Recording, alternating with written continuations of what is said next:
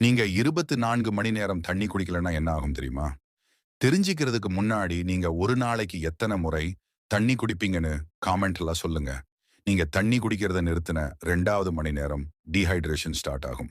4வது மணி நேரத்துல வியர்வை வரது நின்னுடும், தலைவலி ஆரம்பிக்கும். 6வது மணிக்கு அப்புறம் ரத்தம் கட்டியாகும், கவனம் சிதறும்.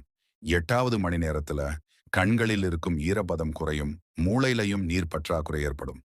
10 மணி நேரத்துக்கு அப்புறம் சிறுநீர் மஞ்சள் நிறமா மாறும். 12 மணி நேரத்துல உங்க எச்சில் கிட்டத்தட்ட வறண்டுடும். 14 மணிக்கு அப்புறம் பிபி குறையும். 16 மணி நேரத்துல உங்க சர்மம் மொத்தம் வறண்டுடும். மூளையின் செயல்திறன் குறைஞ்சிடும். 18 மணி நேரத்துல உங்க உடம்புல சுத்தமா எனர்ஜி இருக்காது. 20 மணி நேரத்துக்கு அப்புறம் உங்க உடல் சிறுநீரை வெளியேற்றுறத நிறுத்திடும். 22 மணிக்கு அப்புறம் உங்க குரல் தடுமாறும். அதிதீவிர தலைவலி உண்டாகும்.